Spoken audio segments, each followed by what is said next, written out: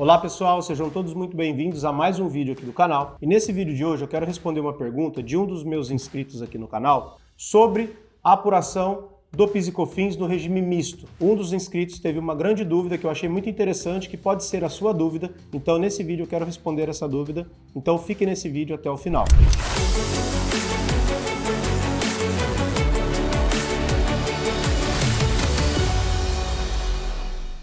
Olá pessoal, antes de mais nada eu gostaria de me apresentar. Meu nome é Elcio Guiotto, atuo em consultoria tributária, sou contador e advogado e tenho mais de 2.000 alunos no mercado tributário. Então se você quer atuar no mercado tributário, não deixe de se inscrever aqui no canal e não deixe de me acompanhar também no Instagram, @Elcio Guiotto. Nesse vídeo de hoje eu quero falar um pouco de uma dúvida que foi de um dos nossos inscritos sobre o regime misto de apuração do PIS e COFINS.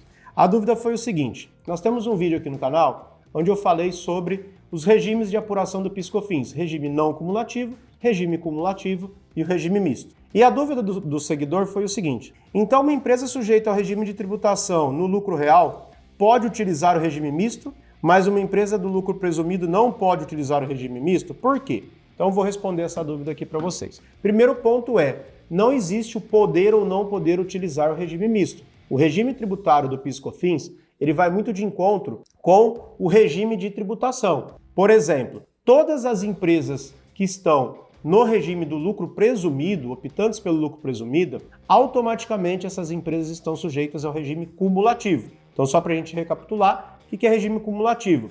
É o regime onde eu tenho as alíquotas de PIS e COFINS menores, 3,65, e não tenho apropriação de créditos nas entradas. Diferentemente das empresas de lucro real, que estão obrigadas ao regime não cumulativo, que é o que? Eu tenho as minhas saídas tributadas a alíquotas maiores, por exemplo, alíquotas de 9,25, que é a regra geral, mas eu tenho algumas situações, por exemplo, para as empresas que comercializam os produtos monofásicos, a gente tem alíquotas maiores, mas em regra geral as empresas de lucro real estão sujeitas à não cumulatividade, sujeitas às alíquotas de 9,25% para PIS e COFINS, com manutenção de crédito. Só que em paralelo a tudo isso nós temos o regime misto. E por que uma empresa do lucro presumido ela não tem regime misto? Porque todas as suas receitas estão sujeitas à cumulatividade, estão sujeitas à alíquota menor. Agora, no regime não cumulativo, que é o único regime onde acontece o regime misto, o que acontece aqui? Eu tenho a obrigatoriedade no lucro real de ter a minha apuração pelo regime não cumulativo, porém eu posso ter receitas sujeitas à cumulatividade. Vou dar um exemplo para vocês aqui, que é um exemplo muito comum que acontece no mercado do agronegócio. Eu tenho uma empresa, lucro real, que é uma indústria de brita e de calcário. Uma empresa lucro real sujeita à não cumulatividade. O que acontece é que quando ela vende o calcário, ela vende alíquota zero, com manutenção de crédito, porém não com uma desoneração na saída. Em contrapartida, toda a venda de brita está sujeita à cumulatividade.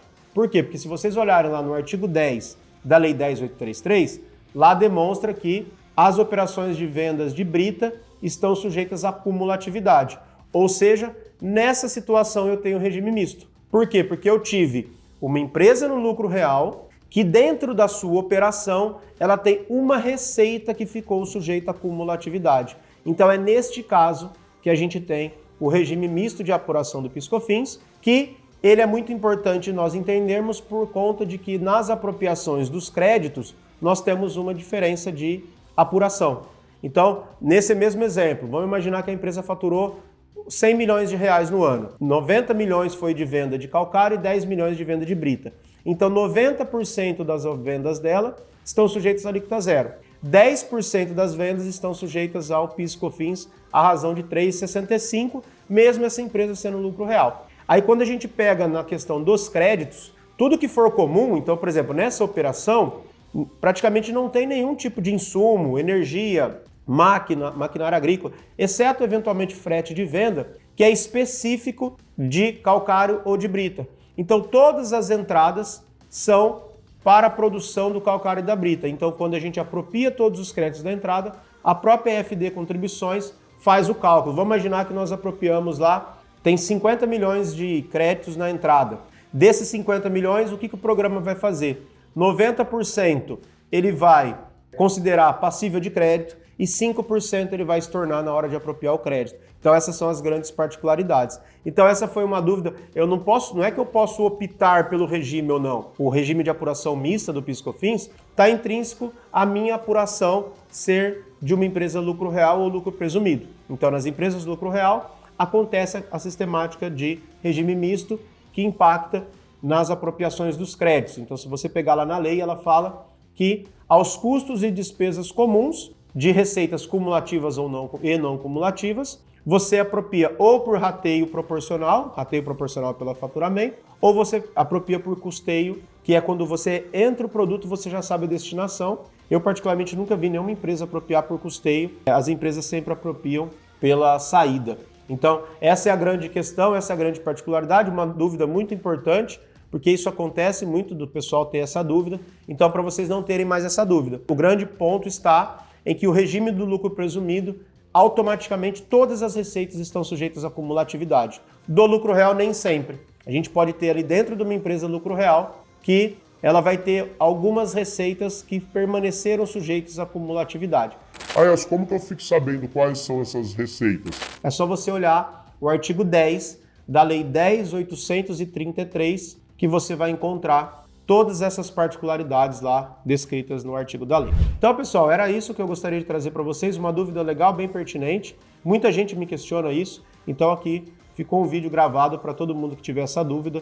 Para não ter mais essa dúvida, basta assistir esse vídeo. Quero aproveitar e pedir para você que ainda não é inscrito no canal, que você se inscreva no canal. É muito importante que a gente consiga cada vez mais inscritos para o YouTube entender que nós somos realmente um canal com conteúdo de qualidade que traz informação educacional para todos os nossos inscritos. Então, clique aí, se inscreva, aproveite para clicar no sininho e não perder todas as terças e sextas-feiras. Nós temos novos vídeos aqui no canal, sempre às 13 horas, e nós temos todas as terças-feiras às 9 horas da manhã, às 9h07 da manhã, nós estamos ao vivo no canal do YouTube com uma aula, e dentro dessa aula a gente sempre traz um material de apoio para ficar o material disponível para vocês. Então, por favor, peço que você se inscreva no canal, aproveite e compartilhe esse canal com mais 3, 4 amigos, advogados, contadores, consultores tributários ou empresários, porque é muito importante que o empresário entenda do tributário, porque na maioria das vezes significa 30%, 40% do seu faturamento. Então eu espero que vocês tenham gostado do vídeo,